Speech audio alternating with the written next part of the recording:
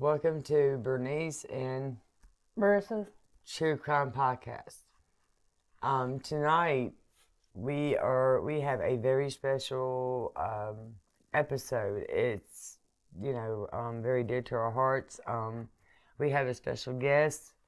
It's the children's godfather of the story that we're about to tell. I want to. Well, thank you for having me.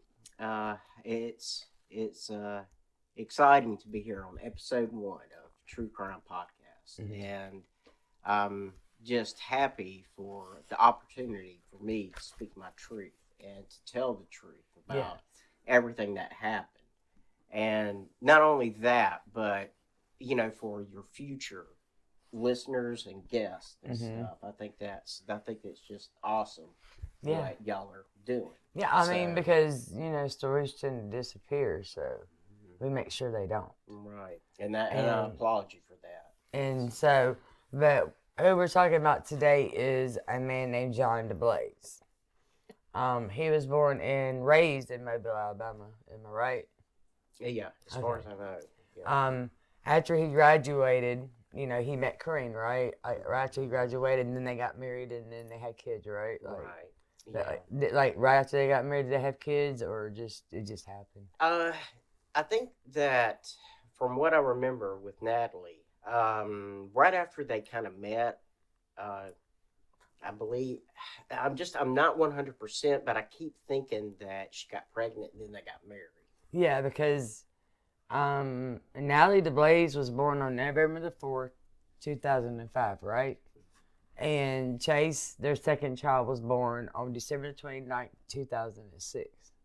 So, they just had them, right after the other anyway. Mm-hmm. And the relationship started to become toxic, which led them to separate. And then, I guess because of Kareem's living situation at the moment, John DeBlase got full custody of the kids, or primary custody of the kids. Right. And so,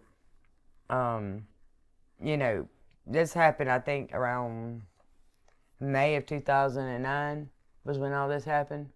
Right, because I remember all of that going on. And where Kareem was living, she was living with a lady, and she's no longer here with us. She's passed away, but her name was Dana. Mm-hmm. And for some reason, Dana, she didn't have she had running water, but she wouldn't be able to pay the bill or something like that. And I was around, I was around John, and I heard him say, and me, him, and Dalton, Roger Champion, we all agreed, was like, well, what you got to do if the kids have to go to the bathroom? You just, they got to go out in the woods, or you're going to run them up to the store and, let them go there, or what? And John and Kareem would always have issues about that. Yeah. He was like, John, I know, would say, I don't mind you seeing them. I don't mind visiting, but I'm going to be around because you don't have a vehicle. Yeah.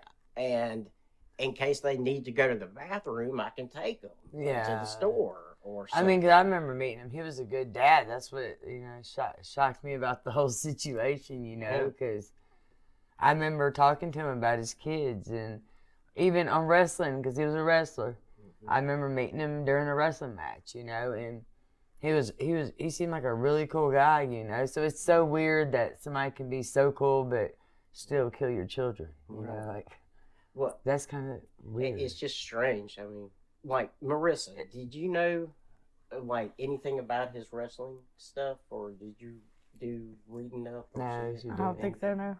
Okay, so I'm sure you're curious what his wrestling gimmick was. Are you? Yeah. Okay, because good. I want to tell you, he wore this weird outfit, and he had this wig, but it looked like dreadlocks and stuff like that. And I always, I remember I was on the Mike and stuff, and when he was doing his wrestling thing, you know, I told him, I said, "You look like a scarecrow in drag." You know, that's what he really looked like, a scarecrow. Yeah, that I was remember. in drag. Yeah. You know, I mean. Yeah, I remember. Yeah. Yeah. I remember because I went to the wrestling match. Yeah. That's where I met him. Okay, so apparently, I guess in October of 2009 is when, like, him and Heather had met, or they had met online. Did they meet online? Yeah. I'm making sure that like it was all accurate, you know, from what I read, you know, my Right. homework and stuff. So Sure. I mean, I knew them, but They did meet online. Yeah. And I believe she was in college or something. yeah, she was enrolled in Spring Hill College. Mm-hmm. And I do remember he said, I met her online when he was telling me about her. But here's the thing, though: if she was visually impaired, then what was she going for? If she's visually impaired, then how is she going to work on somebody else? I mean, I ain't making fun of nobody. All right. I mean, But that does pop up in my head. I'm like, well, if you are visually impaired, then what were you planning on doing? I mean, right. if you're trying to massage, you got to feel for it, you know, and that's just going to make somebody uncomfy. I mean, Marissa, would you want somebody who was a registered nurse, but then they come up to you with a big needle and said, "Oh, I'm legally blind"? I would not let them touch me. No. No.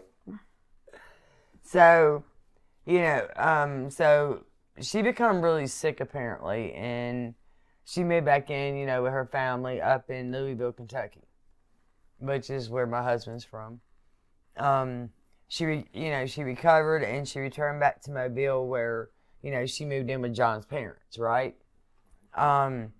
And apparently, I'm guessing John and John's mom and her didn't get along or something like that, because his dad ended up kicking her out, and that's where, you know, it went downhill kind of from there when they kicked them out with the kids. Yeah. Because like they stayed with a friend. I don't know who Mullins is or whatever, so. I know who that is. Dana Mullins. Okay, that's the one you're telling me about. That's Okay. Dana Mullins. I remember now. Okay, so they stayed with her for a month before moving in with the Rios family. Mm-hmm. And then, you know, apparently they got into a fight at their home because Keaton wanted to move back up to, you know, Louisville, Kentucky.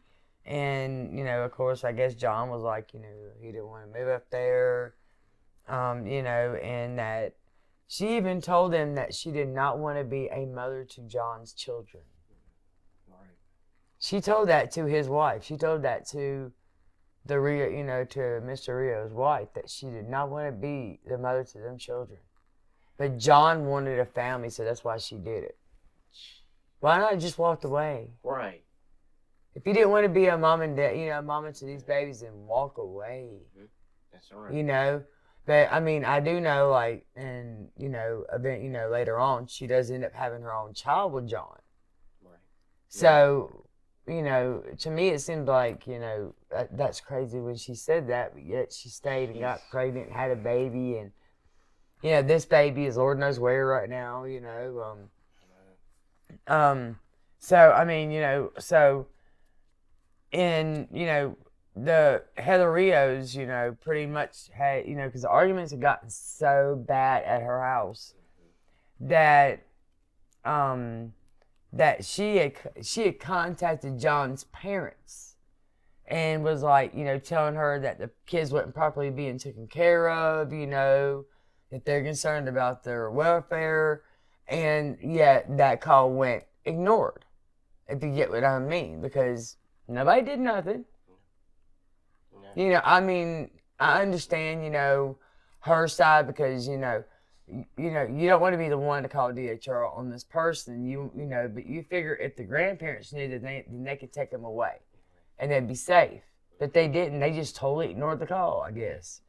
You know, and then, so, you know, like in February 2010, they went back to, you know, the Rio's houses for a birthday party, apparently. And at the party, Natalie and Chase appeared extremely hungry. Like they haven't been fed.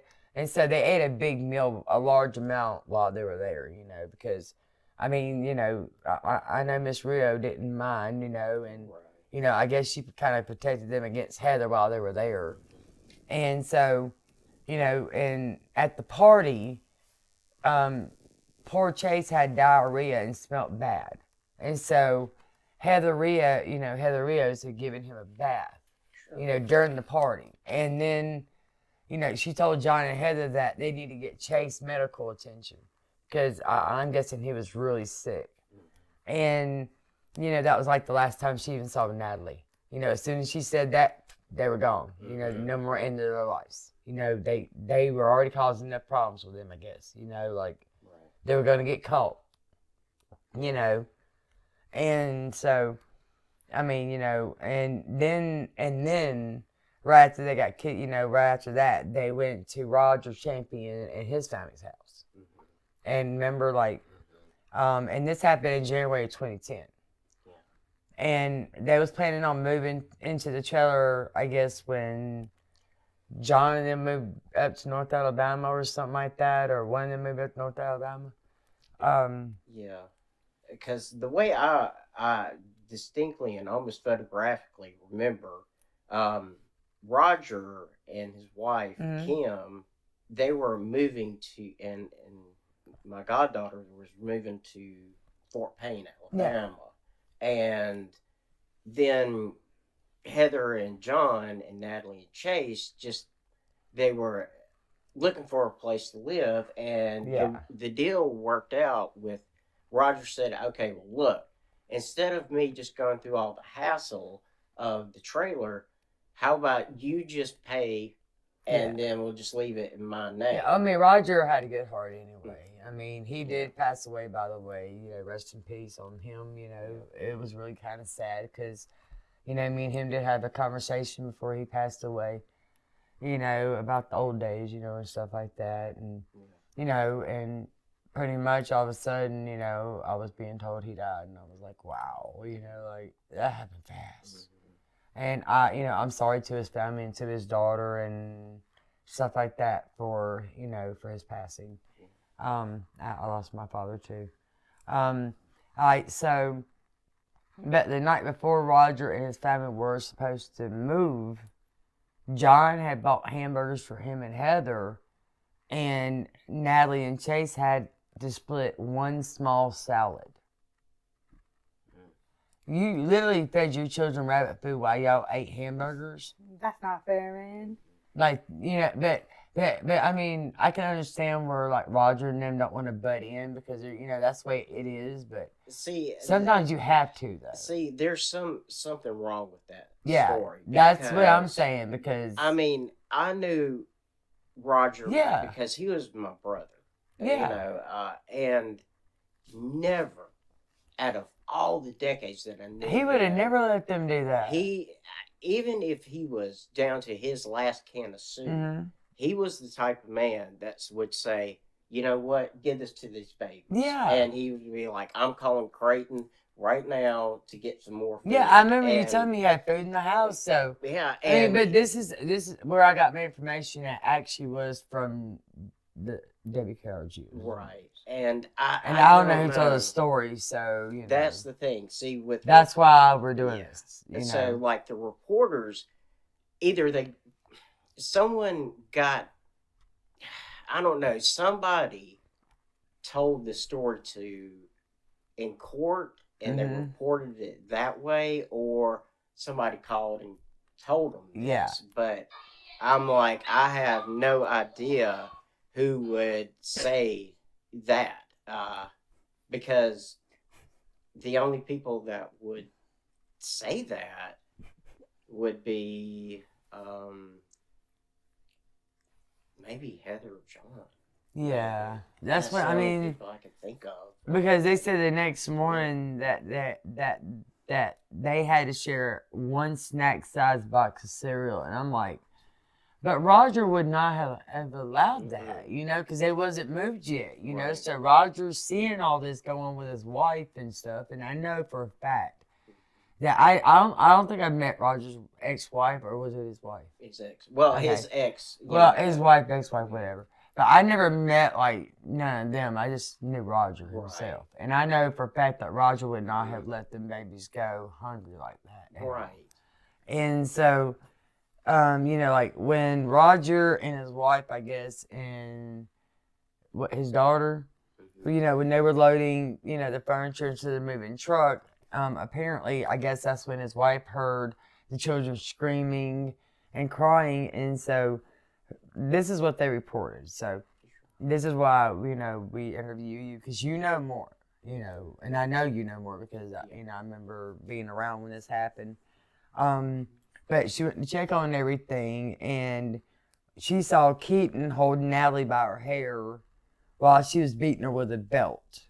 And then she also saw her push Chase and to the floor.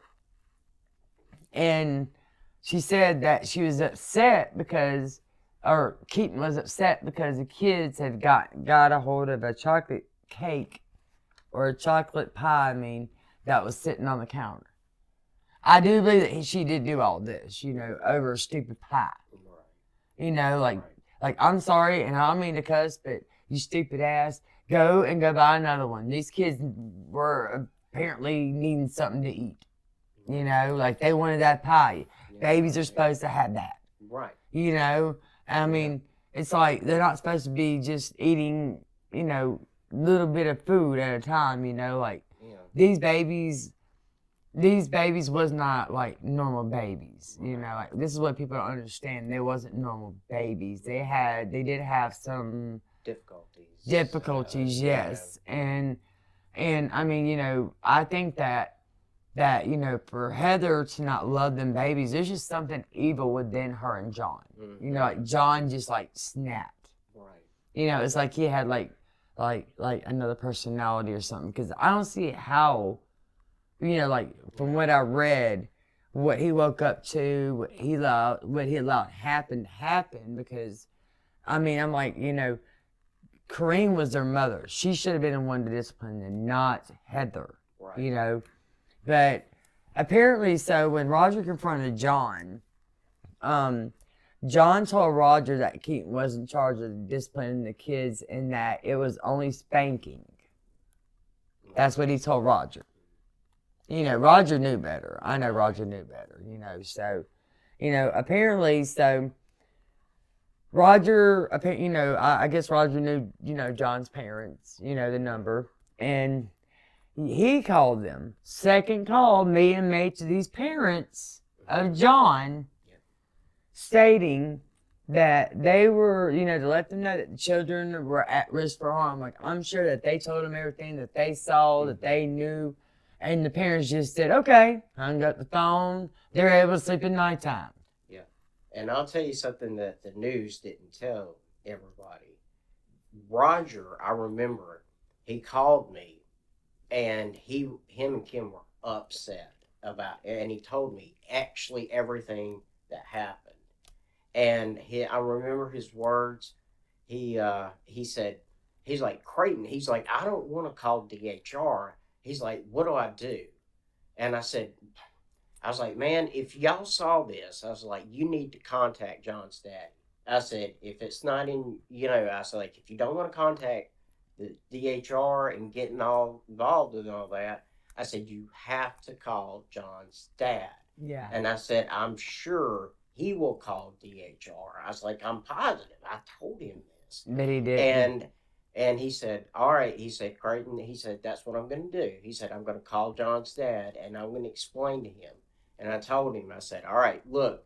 I said, just have a cigarette on the road. I said, just give it a minute or two, and then call John's dad. And that's what he did. Because it's like, when you're close to somebody, it's kind of like, you would think that the grandfather would have done something, but instead, I'm pretty sure he made Roger think he was going to do something about the phone and just turned his blind eye. That's exactly what Roger. That's what Roger told me that night. After that night, he called me when they got up there, and I said, "What did John's dad say?" He said, He said he was calling DHR. But he never did. Yeah, he never did. Because if he did, DHR would have been over there in a flat second. Yep.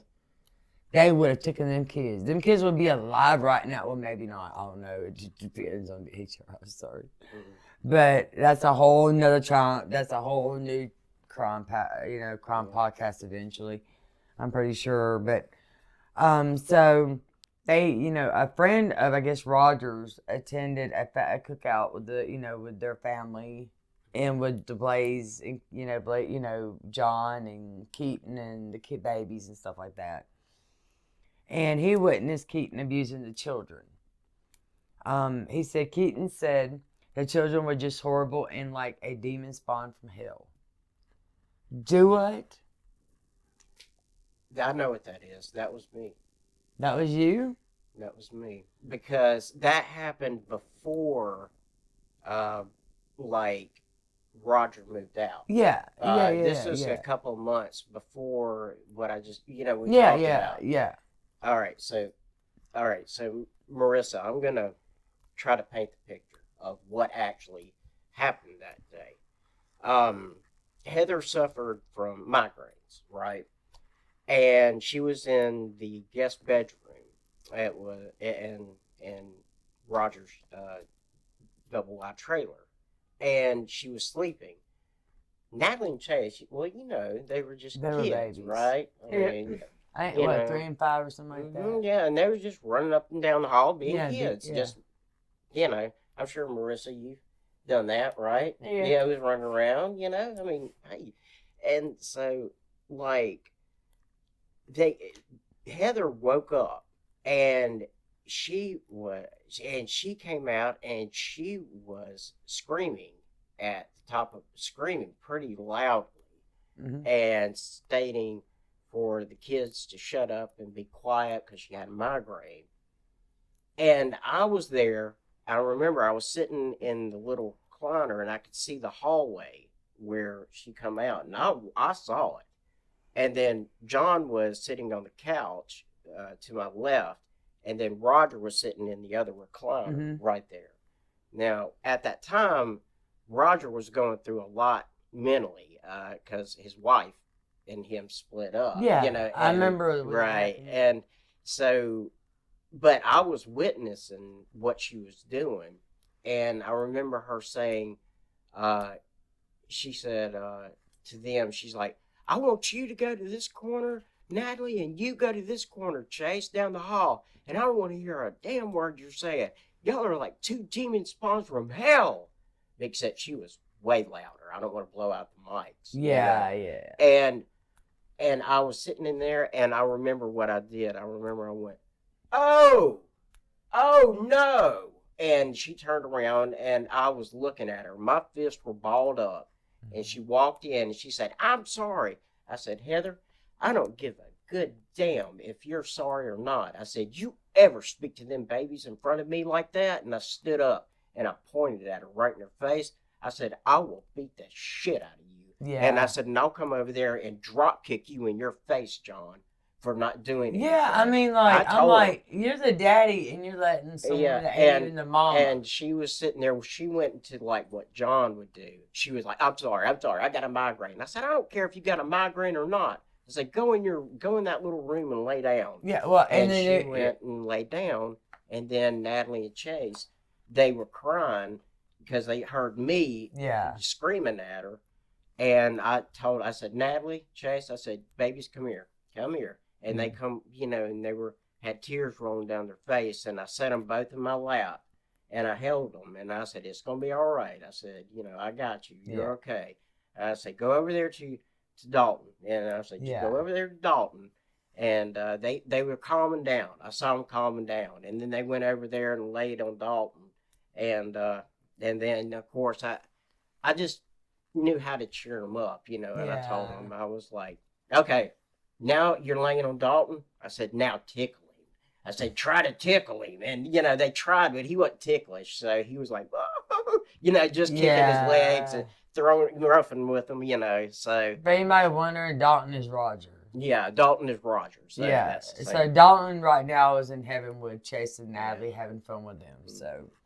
But they did say, though, that you told her that she was out of line and you told her that if she continued to treat the kids that way, you were going to call the police. Yeah, for sure. And, I mean, you know, and so, you know, you stepped in. You're like, if you keep it up, you know, I'm calling the cops. You know, no ifs, ands, or buts. You know, but I'm pretty sure, you know, after that, they, you know, they see because, you know, they just cut all communications or at least tried to make you think they wasn't doing nothing wrong. Right. You know, because I know that you told me one time that you had given Natalie a Winnie the Pooh doll. Yeah. And that when her body was found, it was found with that Winnie the Pooh doll. Yeah. And so, I mean, you know, like Winnie the Pooh has a really big significant thing to us in general, and especially to you. Yeah. Because, you know, that was so sad, though, you know, like, you know, at least she held it, you know, she knew it. Because I at that time, and this is before Roger and Kim and, you know, all moved, but I don't know what it was for. It's probably no apparent damn reason, knowing me, you know, but I remember going to the Disney store when they had the store I remember, and stuff, and I was looking around with Tora, and I was dating her at that time, and I found this Winnie the Pooh thing, and the Winnie the Pooh stuffed doll, right? Yeah. And Tora just looked at me and said, "If you don't buy it, you're going to regret it, Creighton." Now I said, "I know." She's like, "Just get it for Natalie. Go ahead and do it." And I was like, "I know."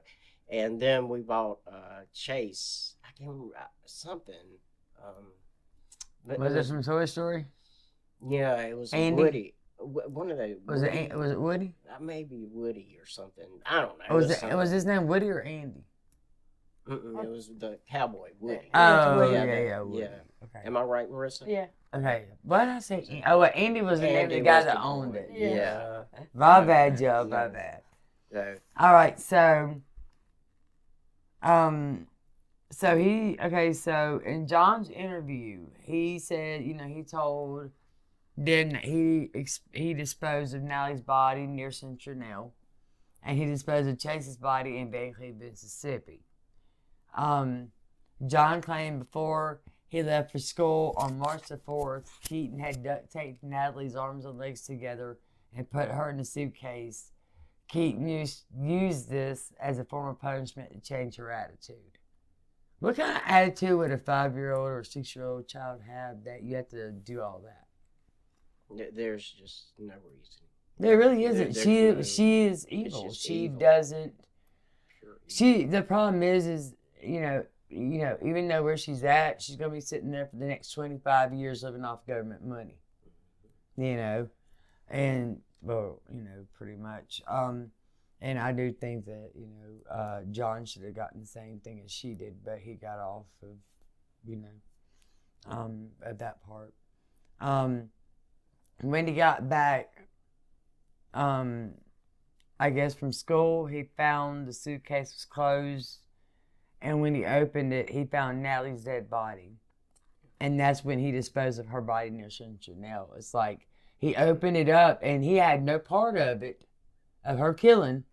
You know, that's what they're making it sound like, right? Like, he didn't know. He went to school. And when he got back, Natalie's body's why didn't call the cops. I wonder if he had a shocked face or just a I don't know. I don't think we'll ever know. Because John was like one of the people, like, he fooled me into thinking he loved his children. He would protect them just like I would protect you and my own, you know, and people that I love. You know, he seemed like a great father when I knew him. You know, that's like when Creighton told me, you know, hey, you know, they found Natalie and Chase and they're dead. You know, I was like, I cried because I was like in shock. You know, I was like, hold up, repeat what you just said, please. You know, it was kind of, you got to repeat it to me. You know, for me to, my brain to comprehend like what you just actually said to me. And I was like, wait, what happened? Like, you know, and when you told me John and I, at the time I didn't know who Heather was, you know, I didn't know John was with Heather, you know, so, because I didn't, really talk to John and Heather when they were I just knew Right. John at certain moments. Mm-hmm. And so I really didn't know, Heather, in general. But when you told me that this chick Heather, and Johnny, she killed him and, John killed him, or just got rid of their bodies for her, I was in shock, Mm-hmm. and it's like, and I remember watching the court case on TV and his parents acting all concerned. I'm like, but if you were concerned, these babies would be alive, boo-boo. Like, you can't act like you're concerned when you could have saved them a long time ago, but you waited until they were no longer existing to say something or to not have nothing to do with John no more. Yeah. Now you had nothing to do with John because of what he did, but you got 2, maybe more than that, phone calls from different people stating your grandchildren are in danger. You need to call DHR. You need to go get them. You need to do what you got to do. But they need to be saved. And they choose to hang up and just go, oh, okay, well, if I ignore it, it doesn't exist. That's how I feel about it, And Creighton also duct taped Chase to a broom handle on June the 19th. As a punishment for him not being potty trained. Okay, well, that's her fault. That's John's fault. That should be John's job to potty train him. Right. And John said that when he woke up the next day, he saw Chase was still duct taped and had a dirty sock in his mouth. And Chase had died overnight and was disposed of in Mississippi the very next day. When he woke up. And I mean, And that was on Father's Day, wasn't it? Yeah. And see, that's so messed up. And I remember reading about they went and got a video game, and they were all happy. I'm like, how you happy? And Waking up on Father's Day with your son dead to a broom strap with a dirty sock in his mouth. It messes with your mind and emotions when you're living it. Yeah. Because, Marissa, when I wanted to tell you this as well, but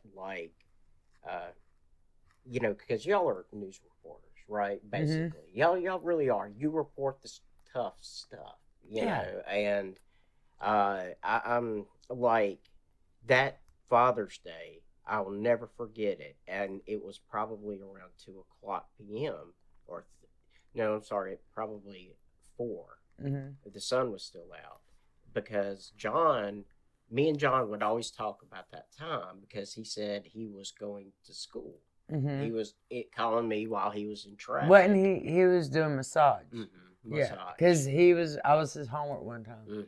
Yeah, and he was just calling, and we were just talking, and we were talking about Father's Day. Actually, I said I wanted to see the kids, and he said that him and Heather had some plans, and they're still working on things, and when somebody, and I was like, well, when I heard that, I didn't think because I thought, well, him and Heather are going through a rough patch, and you don't want to step on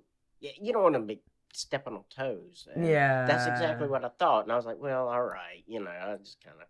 But I remember asking him. I said, "How is the kids?" And he said, "They're fine." He said, "They're just raising, Cain." And I was like, "Well, that's good." I said, "I hope they give you hell on Father's Day." How can you say something like that when they were not here no more? When Natalie was already dead. He literally acted like she wasn't even dead. Like it's almost like that's why like when he went to court, did they do like psychiatric help on him, like to see if he had like double personalities and stuff like that, or I don't know. Because it almost seems like he did. It's almost like he snapped, and he went into this whole new personality, like an evil side of him. You know what I'm talking about? Like you see this stuff in the movies where they have the nice and the evil, and of course, we know this. Firsthand because, we had, but for him to you know, but I just can't picture John from the person that I knew John to the John that sat there and let this woman do what he did to his kids. Like, how do you wake up on Father's Day, talk to you like they were still alive, and your son was on a broomstick with a dirty sock and he was already dead? Like, how do you not have emotions over that? Like, how are you not screaming and crying and, you know, why didn't you get her out of your life to begin with? As soon as she said she didn't want to be the kid to your, you know, the baby mama to your kids, you know, you should have already had her out your life. You know, them babies deserve way better. And if the grandparents, and I don't care if they get mad, if they hear this and they get mad, if the grandparents would have intervened when they were supposed to, when they got that call before Natalie even passed away, they would still be alive. Natalie and Chase would still be able to go to dances. They would have went to college, I'm pretty sure. They would have made something of themselves. But then again, you know, I would pray to God that somebody would have taken them away from the grandparents, because the grandparents seem like they're nut jobs too. Mm-hmm. They are. I mean, I'm sorry, but they all do. Yeah. Even her side. Yeah. You know, I mean, they're okay with all this stuff, you know, like that. Like, oh, you know, they didn't, you know, they did this, but, you know, like I said, they had their own baby, but none of the family, if I'm not mistaken, none of the family has that baby. Right. It got put in the system. Mm-hmm. So that goes to show you that both sides of the family are cuckoo for Cocoa Puffs. I mean, I'm not, you know what I'm saying? Like, but, so they both were convicted of capital murder. And, you know, Natalie and Chase, I'm sorry, y'all, I got tongue-tied, and I'm just emotional a little bit about this and stuff, but their bodies were found on December 2010. And that's, when their bodies were found, as soon as the body was found was when you contacted me. Because I remember it was around my birthday. In December, around like in between my birthday and Christmas or whatever. Because remember, we went to Ruby Tuesdays and the news was up there. And like, also, I would like to say this as well, because, you know, before, it wasn't like they found them and they were murdered. Yeah. You know, they were missing, actually. Yeah. So Marissa, you got your favorite dog, right? Okay. What's your favorite dog's name? Jingle Bells. Jingle Bells. Okay. So, how would you feel if Jingle Bells went missing for about 3 months? I'd be very sad. I mean, because Kareem didn't know where they was. And you know, because he had custody. And so she really couldn't get answers out of him because it's like, when he had full custody, it's like, it's whatever he says is when she can see him. If he says you can't never see him again, then she can never see him again. And my heart broke for her. Yeah. My heart was, I met her. She is such a sweet, sweet lady. She is. She really, she is such a sweet lady. And my heart really did break for her because, I mean, you know, I myself could not imagine letting somebody discipline my own children because I had them. You know, they came from me. A step-parent is not supposed to be the one disciplining them, you know. And she wasn't even a step-parent. She wasn't even married to him. She was just a girlfriend. Yeah. She wasn't even baby mama. Yeah. She wasn't even a step-baby mama. That's what made it all messed up. Yeah. But they found them. Duct tape was found near the bodies, along with the Winnie the Pooh doll with Chastity. They, you know, both John and Heather initially at first got the death penalty. And then, but John now serves life in prison without parole, and Heather Keaton is sitting on death row. And she's actually the first woman in Mobile County to actually be put on death row. But the thing is with death row, it takes 25 to 30 years to execute somebody. Like, there's people on there from the 1970s still waiting to be executed. Right. That's right. You know what I'm saying? You kind of think that they've done it by now. You know, like, what are you waiting on?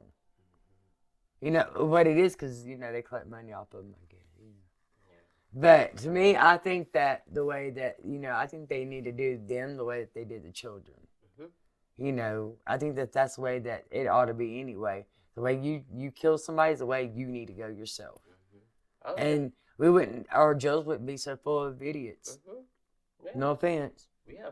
You I know? agree. Yeah, I totally agree. I mean, John should have not have gotten off death row. He knew what was going on. But like I said, he could have two personalities. Maybe they found out that, something was going on that ain't all right up there because, I really don't know, like how he was raised, because if his mom and dad ignored the calls that people were giving him about his grandkids, I can only imagine how John was brought up. It's like ignore it, go away. Right. But he should have stayed on death row to me. Yeah. He should have gotten the same thing. And Heather needs to stay on death row. And I think I did read that they were going to try to demolish death row. And I'm like, well, they better hurry up and execute Heather then. Because she better not live. No, that ain't right. Them babies didn't have to say so. I agree. Them babies did not have to say so whether to live or die because Heather made that choice for them. Yeah. And so did John. It's when, and this is something that, Marissa, you can learn from me on this.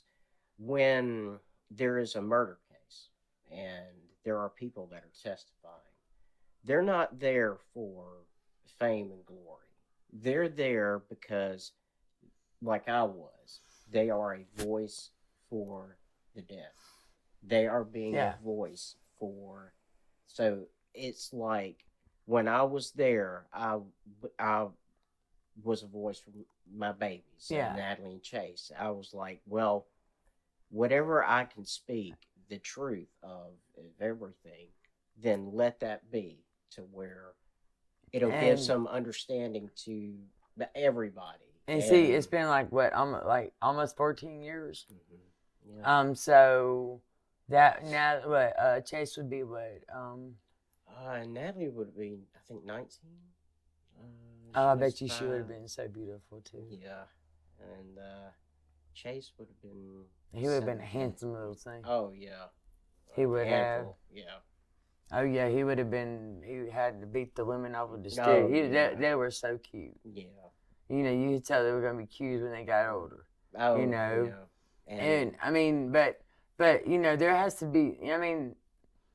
I keep hearing evil sides, evil things, but no, there's more to it than, because she said it from the beginning. She did not want to parent them. Right. John should have left, but instead John was like, I'm sorry, but like a certain person in my life that, she dropped me and that whole family tells her who to drop, and she dropped me as her mother, so. That's how I feel like John did, he wanted a family, but instead he let Heather take over. And, I'm going, how can you sit back and let somebody hurt your children? I know.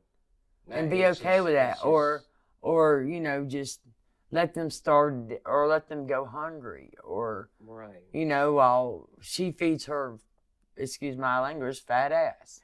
Right. Yeah. Oh, yeah. I totally 100%. And I remember,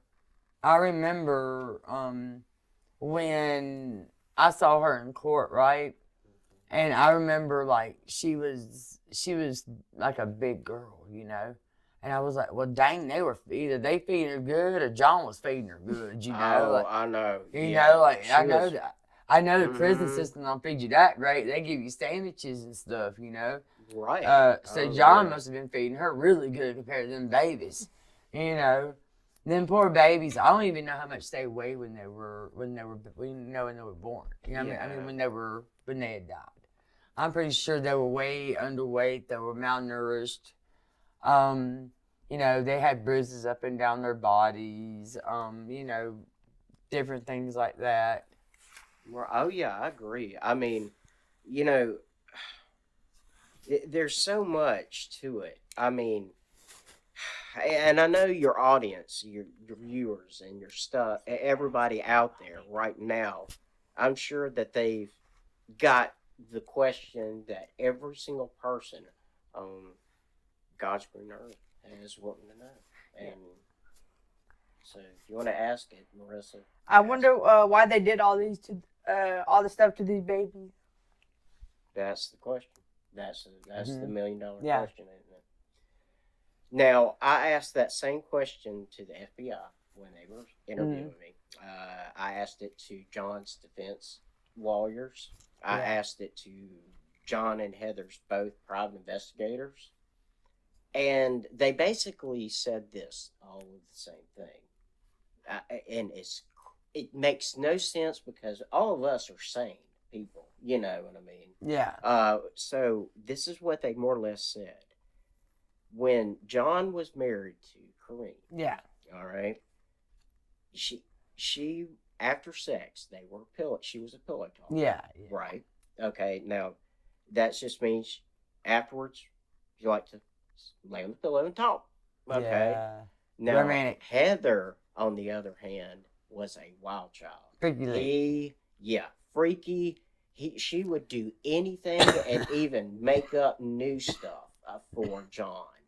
Didn't matter. Whatever weird fantasy he would concoct, that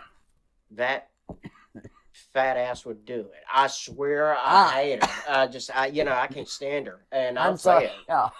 I just choked that pig. I know, yeah. It's you think about her being all cockeyed and blind and stuff. I wonder if the lingerie was like an extra large.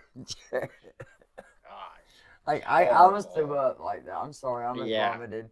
You're right. That's why I started coughing. I'm sorry, y'all. Oh yeah. I was just picturing how freaky she. Oh. Mm-hmm. Yeah. I'm sorry, y'all. But anyway. But that's what John was so in love with Heather. Yeah. With and I not see only why, just the sex, but everything. She's ugly. And as well, it was kind of financial. Yeah. Because one, Heather was on disability, I believe. Mm-hmm. So she had a steady income as well. Yeah. It's something that's guaranteed every month, right? But she come from a wealthy family in Georgia. A very wealthy family. And so it would not be a big thing for her to call an aunt, an uncle, and say, look, things are tough right now. And they would wire or send them money. Yeah. So it's not like John was using her for money, but it made a comfort for him. I'm not saying it was money because I know it's not, but you add these little elements together, and then you start seeing. Yeah. Like with y'all, like when y'all are doing investigation on all this. Does that make sense, Marissa? Yeah. Okay, so the one thing that I do ask our listeners to do is when they're out shopping or they happen to have a Winnie the Pooh doll, and they don't know what to do with it, if they can give it to a little blonde-headed girl, because it would be in the memory of Natalie, because Natalie loved Winnie the Pooh. So if you have one laying around, or if you find one in stores and you see a little blonde girl, blonde-headed little girl, just go buy it and hand it to her, and I promise you'll make her day. Right. And, also, I don't really know what's going on with Corinne right now. At the moment, I know she's working. I don't know what her job is exactly, but I know she just works. Yeah. Well, because I think that was the only kid she had, and pretty much it's like now she just got to work because she's just got to keep her mind off of it. It's been so long, and even though 14 years, it's still gonna hurt for the rest of her life. Yeah. And I mean, I really do wish that John would have stayed on death row, because I do believe that he deserved to be where he belonged, because even though he didn't so-called do the murders, he, I'm saying, like, and it's, to me, if you do the crime, you do the time. Yeah. And Yeah, and you know, Marissa, have you ever heard of the term prison justice? I don't think so.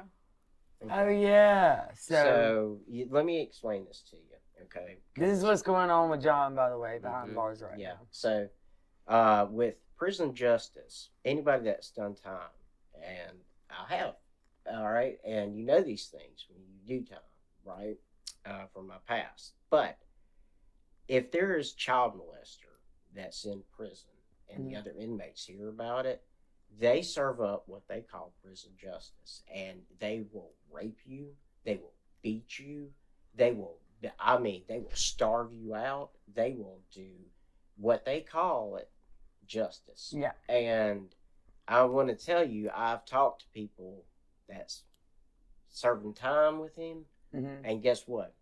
As far as I know, I don't know about right now, but I know that he's been served a mighty 2 handfuls full of prison justice. So he deserves what he gets in prison right now. Mm-hmm.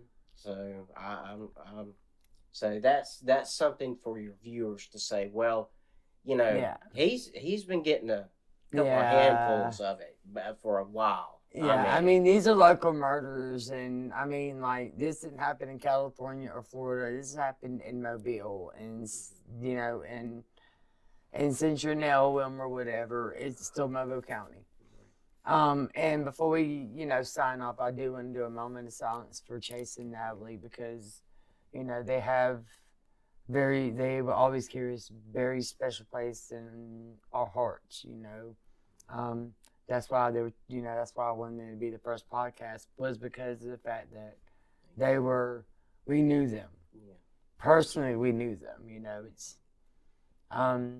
but, you know, is there anything you want to add, Marissa? I'm ready to take it now. I can't think of anything. Okay, so I guess we'll go ahead and end the podcast. Thank you for being here and interviewing. And next week we'll have Rodriguez. I think it's Richard Rodriguez. Yeah. But thank you for listening. Thank you. And y'all have a good night. And before we go, can we take 5 seconds? Yes, 5 seconds for Natalie and Chase, please.